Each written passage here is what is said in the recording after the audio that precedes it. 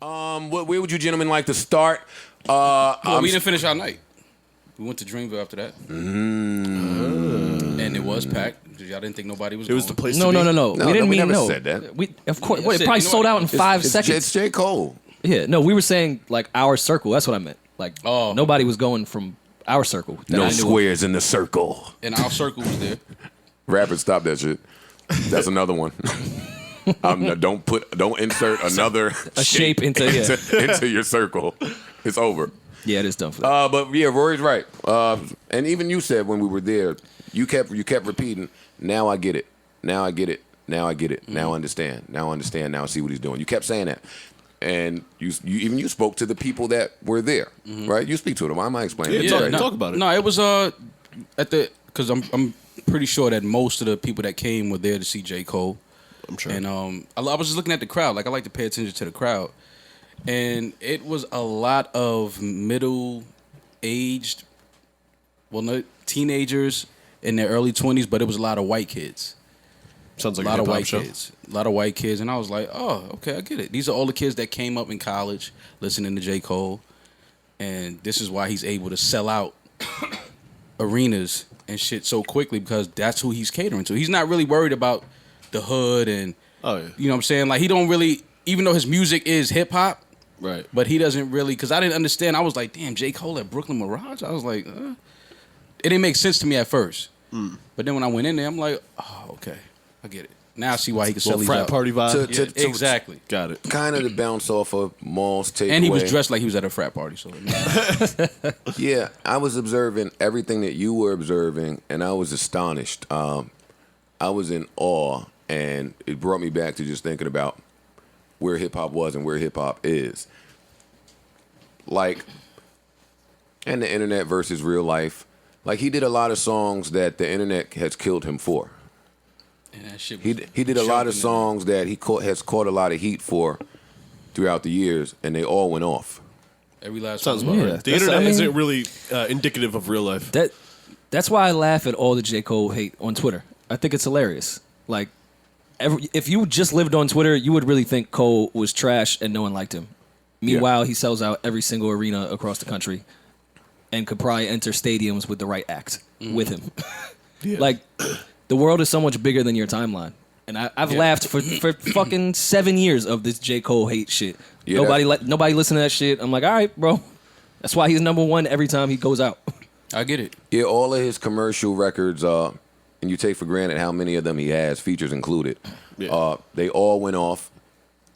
I was like, wow, that's interesting. I don't know if these people would be so receptive to this style and sound at another time. And then I'm watching him, and he's up there dressed the way he's dressed, which is in, I guess, now, that style. And I'm like, nobody cares. Like, all the things that the execs instilled in us back then, nobody gives None a of that matters fuck about anymore. none of that It bullshit. don't matter anymore. Right. It just comes down to the music and do niggas like it or not. Right. Yeah. So I was, you know, that was like I was just in there studying. And also, it's- do okay. people like you or not?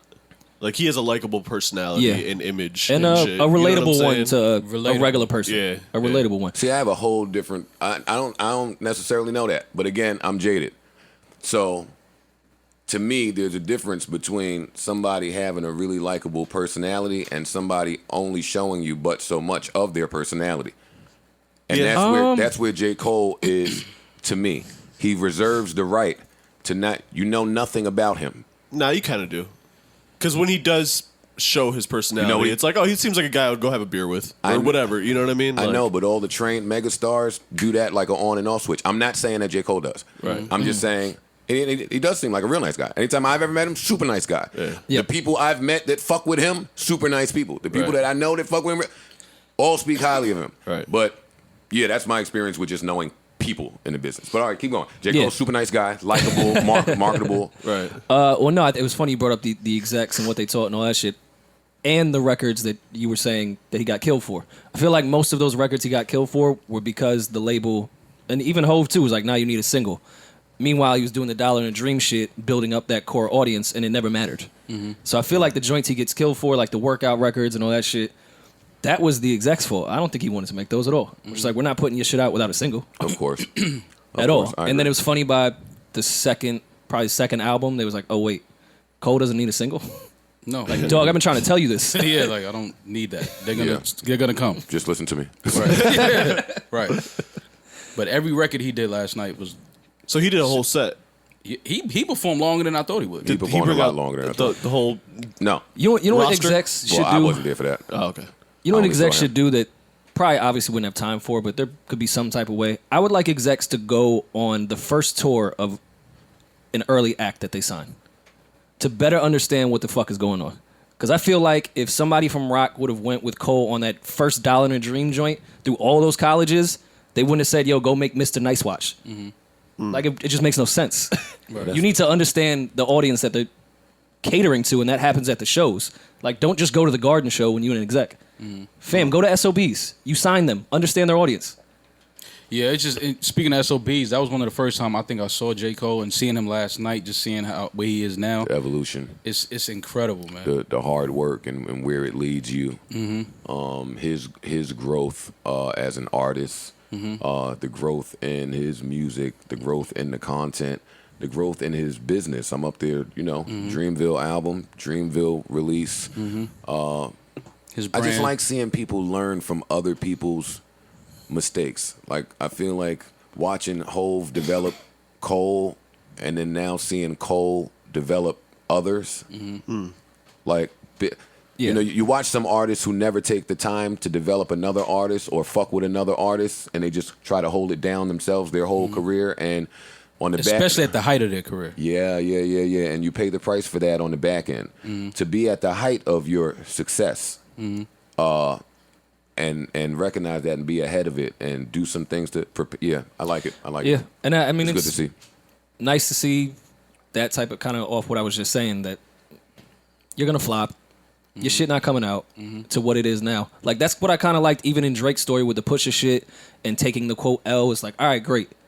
Your story isn't just up. Mm-hmm. Like, come on, let's plateau a little bit. Let me see you struggle and bounce back. Mm-hmm. Like, it just makes it for a better story to me. Mm-hmm. So, like, watching Cole up there with, like, his whole fucking label now, when he was supposed to flop off his first album, it's just great to see. Yeah.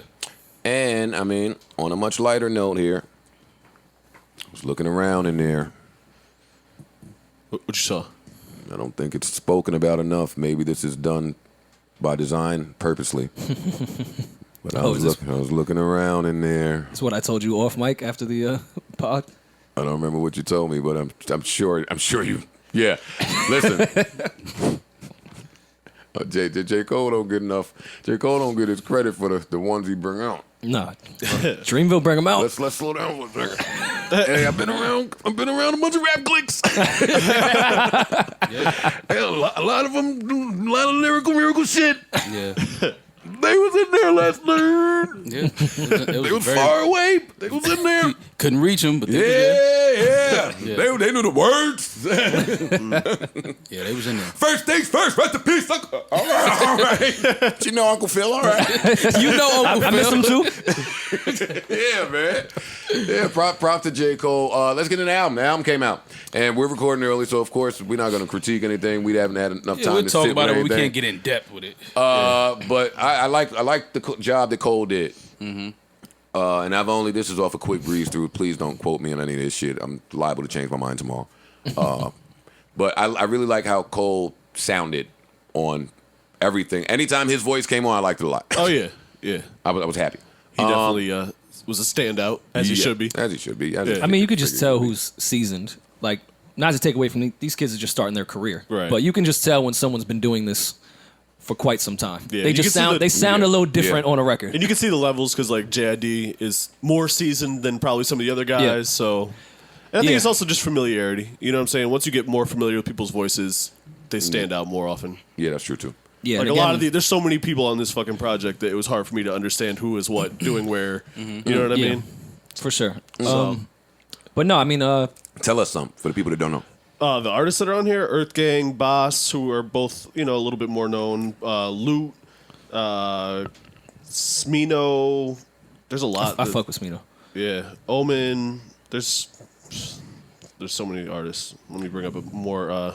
Buddy's on there. Yeah, but he's known, and he's not really in their crew. I love that they put Maxo Cream on there. I fuck with him heavy. There's some Young Nudie. There was some interesting ones in there that I was glad they threw in the mix that doesn't really match the Maxo Dreamville. just signed to Rock Nation, right? Yeah. Oh, okay. Yeah, I like when they add that in. But again, to me, JID was a standout from the younger perspective. Oh yeah. He's the next one. Every time yeah, go ahead. every time I hear Earth Gang, they get better. Like I think they have a bright future. I really fuck with Earth Gang. Yeah, I like them a lot. Anytime Ari getting her E bag, it pulls me in. Yeah. She starts doing all those little E's. I'm not gonna try to do it. But no, I was waiting. That's what I was waiting on. It's okay. Hit those harms, bro. How we gonna take this thing to the next level? If you don't hit, If I don't hit the E's, Yes. Yeah, her and Ty smoked that record. I like that record a lot on there. Dreezy too. Oh yeah, that Dreezy verse, which that was out, but I know it was out, but yeah, it felt good hearing it again on the album. I like it more on the album. yeah. I like when that happens. Yeah. I like when I like the song more when it's on the album. Or when singles don't like just stand out in a bad way on an album. Yeah. It's like Right. this doesn't even belong here. Always a pleasant surprise. Even if it's a good single, it's like, oh, this wasn't good for this. Yeah. I like that. I like what I like about the people that do well when these types of albums come out with all of these acts that you don't know. And listen, I am not going to continue to listen to albums that are made that way. But when they come out, Right. what I like about them is it does force you as a listener to be a bit more open minded than you're used to. Sure. And I like that. That's it. Okay. Yeah. I just like the fact that we actually got the product now. Like we was all, the pictures and the invites and the whole social media thing they went on. We was like, all right, when is the album coming? And we finally got it. And from what I only listened to it once, so I can't really go into it, but it sounds good though. It sounds like they were having a shitload of fun in there. Oh, yeah. Creating these songs. Yeah. Like, listen, any rapper that has been in the studio with a whole bunch of rappers, what we got 40 years of all of us getting in there saying, what if we do a record when we passing the blunt around and just ciphering?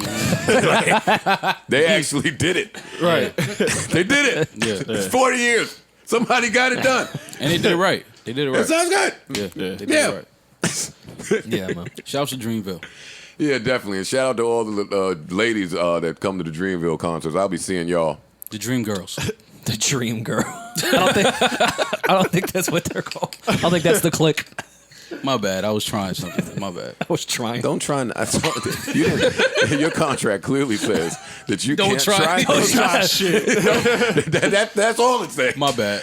Don't try shit. But not even in a legal way. Don't try shit. Wasn't like cool wording. Yeah, no. Just don't try New shit. opportunities may not be tasked at the. No, I was just, yo, don't try shit. To Jamil and his team. Don't try shit. Jamil. Don't try shit. Sincerely yours. Me. Oh, man. That's funny.